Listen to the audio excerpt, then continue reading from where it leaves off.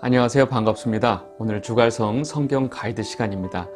여러분, 오늘은 창세기 뒷부분에 요셉 이야기를 좀 하도록 하겠습니다. 여러분, 요셉은요, 야곱과 라헬 사이에서 나온 야곱의 11번째 아들입니다. 이때 야곱이 나이가 거의 91세에 낳은 아들이죠. 여러분, 앞에 그 10 아들이 어떻게 나왔는지 앞 시간에 제가 말씀을 드렸죠. 여러분, 야곱은요, 이 요셉을 너무너무나 편애했어요. 다른 10 아들은 제껴두고 이 요셉만 너무나 이뻐했어요. 그런 다른 형들이 요셉을 어떻게 했죠? 미워했죠. 그리고 결국은 그 양치고 있는데 그 아버지 신부로 오는 그 요셉을 어떻게 해요? 죽이려고 하다가 그 형 루벤이 방해하고 그건 아니다 싶으니까 마침 지나가는 상인한테 팔아버렸죠. 요셉은 느닷없이 아버지 심부름으로 형들한테 갔다가 느닷없이 애굽으로 팔려가서 종이 돼버렸어요. 노예가 돼버렸어요. 그리고 시위대장 보디발의 집에 노예로 팔려가게 됩니다. 거기서 열심히 일하는 요셉을 보고 굉장히 훌륭하다. 그래서 보디발이 그 요셉을 그 집에 총무를 다 맡기고 그 집안의 모든 일을 맡겼죠.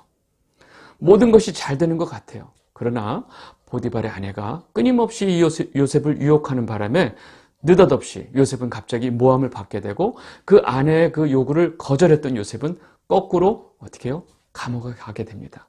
보디발이 그 요셉을 보냈던 그 감옥은요, 좀 특별한 감옥이었어요. 그 왕에 연결되는 그 궁정에서 죄인들만 가는 감옥이었어요. 그 감옥에서 이 왕 측근 중에 굉장히 높은 사람이었던 그 술 맡은 관원장하고 떡 맡은 관원장이 마침 그 감옥에 있었어요. 이들이 꿈을 꾸고 괴로워할 때 요셉은 이들의 꿈을 해석해 주죠. 이 요셉이 해석한 대로 이들의 삶은 그대로 다 됐습니다. 그러나 그 일로 인해서 요셉에게 어떤 일도 일어나지 않았죠. 어쩔 때까지 바로가 바로 꿈을 꿨을 때, 바로가 이상한 꿈을 꾸고 이 꿈을 누군가 해석해야 된다, 빨리 찾아라 난리를 떨었을 때 이 술 맡은 관원장이 요셉을 기억해냈습니다. 이 일을 계기로 요셉은 그 꿈을, 바로의 꿈을 해석하게 되고 이 바로의 꿈이 앞으로 애굽에게 닥칠 어마어마한 7년의 풍년과 7년의 흉년이라는 것을 알려주고 여기에 어떻게 대비해야 될지도 아주 일목요연하게 요셉은 이 해답을 제시합니다. 이런 모습을 보고 그 애굽의 그 왕이었던 바로와 그 모든 신하들이 만장일치로 그 요셉을 총리의 자리에 세우게 되는 거죠. 그러고 나서 결국은 이제 풍년이 오고 지나가고 이제 흉년이 와서 온 세상에 기근이 덮쳤을 때 온 세상에 먹을 것이 떨어지기 시작하니까 이제 사람들이 이 애굽에 쌀을 사러 오게 되는 상황이 되죠. 이때 바로 그 자신을 팔았던 그 형들이 오게 되면서 요셉과 형들이 만나는 장면이 있죠. 결국은 이 형들을 만나게 되고 그 이 일을 통해서 온 야곱과 그의 모든 가족들이 이 애굽 땅에 들어오게 되는 이야기가 바로 이 창세기 뒷부분의 이야기입니다. 여러분, 우리는 이 이야기를 너무나 잘 알고 있어요. 잘 알고 있는데 중요한 거는 이것이 한 요셉 인간의 아주 드라마틱한 스토리이냐? 그렇지 않아요. 여러분, 요셉 이야기는요, 아무 죄 없이 무죄한 이 요셉이 갑자기 느닷없이 형제들로부터 은 20냥에 팔려버리죠. 그리고 배신을 당하고 모함을 당하고 죽을 고생을 하고 순환을 겪고 감옥에 가고 그 일을 통해서 결국 요셉은 그 애굽의 총리가 돼요. 그 애굽의 총리가 되면서 결국 그 자리를 통해서 자기를 팔고 자기를 죽이려 했던 그 형제들의 생명을 또 그 형제들의 모든 그 가족들, 자녀들까지 구원하게 되는 이 이야기입니다. 여러분, 이 이야기가 누구 이야기인지 아시겠죠? 형제들의 그 죄를 어렸을 때 요셉은 아버지한테 고자질했어요. 그래서 형들이 더 아버지 미워했죠. 그리고 결국 이렇게 팔리게 되는데 여러분, 그 예수님이 이 땅에 오셨을 때 그 유대인 동족의 죄를 지적을 합니다. 너희들은 지금 하나님이 원치 않는 모든 죄를 짓고 있구나. 그리고 회개하라. 천국이 가까웠느니라 라고 이 동족들에게, 유대인들에게 회개를 권고합니다. 그런데 어떻게 됐죠? 그 동족들이 그 예수님을 미워해서 은 30냥에 예수님을 팔아버리고 결국 예수님이 십자가에 못 박히시게 되죠. 그러면 그 이야기는 예수님이 십자가에 못 박히는 걸로 끝났나요? 아니죠. 예수님이 그 십자가에 돌아가시는 사건을 통해서 결국은 예수님을 팔았던, 예수님을 미워했던 모든 그 자신들의 그 유대인 동족들이 결국은 생명의 구원을 받게 되는, 이 일을 통해서 온 세상의 모든 하나님의 백성들이 구원받게 되는 이 일이 벌어졌습니다. 제가 지금 무슨 얘기를 하고 있냐면 요셉의 스토리는 그냥 요셉의 이야기가 아니란 얘기입니다. 요셉의 이야기는 바로 예수님의 이야기를 하고 있는 것입니다. 요셉이 형들에게 하는 고백을 보면 이 내용을 쉽게 알 수 있습니다. 창세기 50장 20절에서 21절 말씀을 보겠습니다. 당신들은 나를 해하려 하였으나 하나님은 그것을 선으로 바꾸사 오늘과 같이 만민의 생명을 구원하게 하려 하셨나니 당신들은 두려워 마소서. 내가 당신들과 당신들의 자녀를 기르리이다 하고 그들을 간곡한 말로 위로하였더라. 여러분, 요셉은 자기를 죽이기 위해서 자신을 배신하고, 형들이죠. 형들인데 자기를 배신하고 팔아버린 그 형들에게 내가 당신들과 당신들의 자녀들까지 다 내가 보호할 것이다 라고 약속하고 있습니다. 여러분, 이것이 바로 예수 그리스도의 십자가 복음이라는 거죠. 예수님을 죽였던, 예수님을 미워했던 모든 죄인들을 위해서 예수님이 거꾸로 순환을 당하시고 그 죄인들을 살려내시는 이야기. 네. 여러분, 성경의 모든 이야기, 또 특별히 지금 우리가 공부하고 있는 이 창세기의 큰 이야기의 이 드라마는요, 단순히 인간들의 드라마가 아닙니다. 하나님께서 이 요셉의 그 증조 할아버지 아브라함에게 이미 어떠한 얘기를 하셨냐면, 너의 후손들은 이방 나라의 그 노예가 되어서 400년 동안을 그 나라를 섬길 것이다. 그리고 400년 후에 그 나라에서 나올 것이다 라는 말씀을 이미 요셉의 증조 할아버지 아브라함에게 하나님께서 하셨습니다. 볼까요? 창세기 15장 13절에서 14절 말씀입니다. 여호와께서 아브라함에게 이르시되 너는 반드시 알라. 내 자손이 이방에서 객이 되어 그들을 섬기겠고 그들은 400년 동안 내 자손을 괴롭히리니 그들이 섬기는 나라를 내가 징벌할지며 그 후에 내 자손이 큰 재물을 이끌고 나오리라. 여러분, 하나님의 이 엄청난 계획을 위해서요, 요셉은 먼저 그 노예의 신분으로 애굽에 가게 된 것입니다. 그리고 바로의 꿈을 통해서 또 이 땅에 기근이 일어나도록 하셨고요. 그 전에 그 형들을 통해서 이 요셉을 애굽에 보내셨던 것입니다.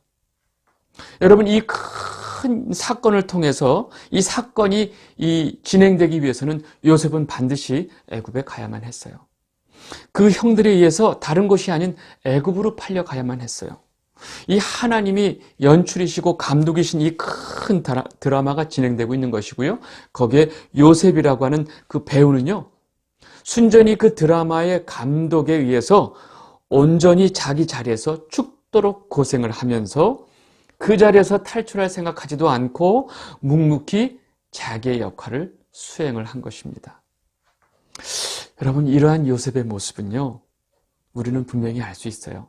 그 하나님의 계획, 하나님의 그 연출 의도를 정확하게 알고 있고 자신의 목숨을 내어주기까지 그 아버지 하나님에게 묵묵히 순종했던 바로 예수 그리스도의 이야기를 먼저 모형으로 하고 있는 것입니다. 여러분, 제가 질문을 하나 해보겠습니다. 요셉을 애굽으로 보내신 분이 누구신지 아시겠죠? 형들인가요? 아니에요. 하나님이십니다. 여러분, 이 세상에 그 어마어마한 풍년과 기근을 주신 분이 누구세요? 기후 변화인가요? 아니에요. 하나님이세요. 그리고 그 신실했던 요셉의 발에 그 죄수의 착고를 채우신 분이 누구신가요? 그 나쁜 보디발의 아내였던가요? 그 자신을 그렇게 열심히 섬겼던 그 애굽의 내용을 몰라주고 그 감옥에 보냈던 보디발이었던가요? 아니에요. 하나님이십니다. 바로에게 꿈을 꾸게 하신 분이 누구셨을까요? 여러분, 그 바로의 꿈을 해석하고 그 뜻을 다 풀어주고 이 어마어마한 제국 애굽의 총리가 되도록 요셉을 만들어주신 분이 누구실까요? 하나님이십니다. 이 역사의 모든 주관자는 하나님이십니다. 온 역사뿐만 아니라 한 개인의 역사 역시 하나님에 의해서 다 이루어지시는 겁니다. 여러분, 성도는요, 분명히 깨달아야 할 것이 있습니다. 바로 뭐냐면 이 온 천하 만물이 하나님에 의해서 이루어졌고 하나님에 의해서 창조되었고 하나님에 의해서 움직여지고 있고 하나님의 뜻대로 가고 있다는 사실입니다. 여러분, 그러한 모든 큰 하나님의 계획에 요셉은 하나의 도구였죠. 배우였죠. 여러분, 요셉은 이 고백을 통해서 지금 이렇게 하나님의 계획에 움직이고 있는 자기의 역할을 분명히 알았습니다. 우리 창세기 45장 5절에서 8절을 좀 보겠습니다. 당신들이 나를 이곳에 팔았으므로 근심하지 마소서, 한탄하지 마소서. 하나님이 생명을 구원하시려고 나를 당신들 앞서 보내셨나이다. 이 땅에 2년 동안 흉년이 들었으니 아직 5년은 기경도 추수도 못할지라.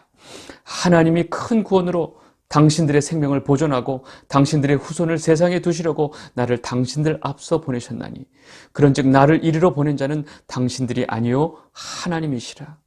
하나님이 나로 바로의 아비를 삼으시며 그 온 집의 주를 삼으시며 애굽 온 땅의 치리자를 삼으셨나이다.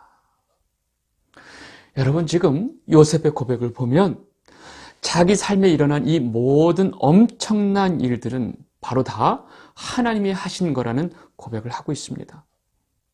여러분, 우리 삶의 주체는요, 우리가 아니고 바로 하나님이시라는 것입니다. 여러분 입술에도 이와 같은 고백이 있기를 바랍니다.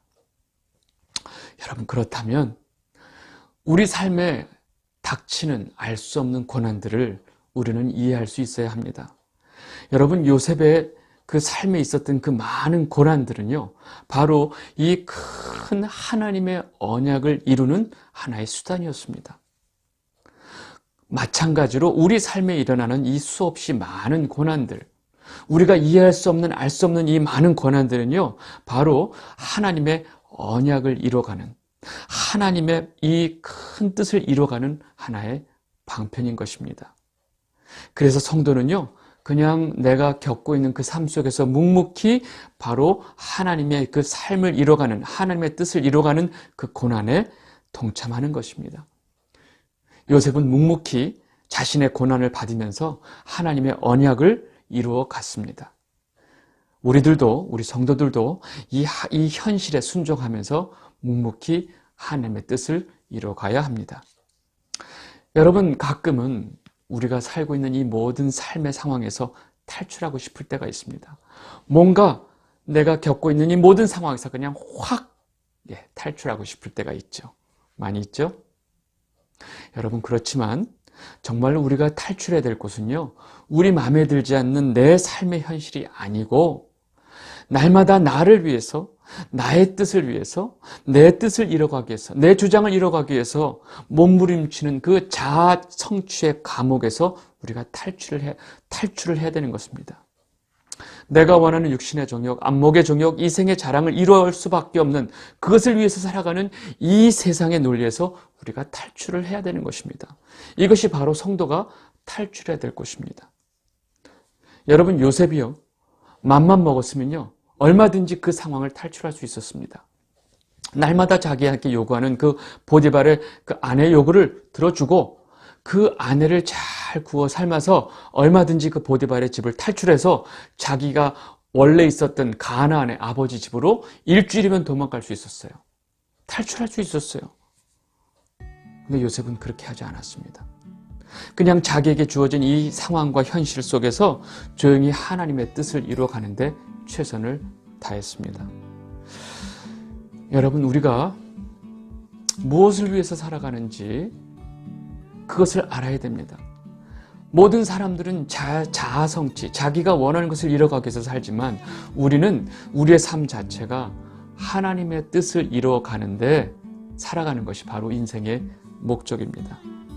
여러분, 이것이 창세기에 나오는 요셉의 이야기입니다. 여러분, 잊지 마십시오. 여러분 삶의 주인은 여러분이 아니고 바로 하나님이십니다. 아시겠죠? 감사합니다.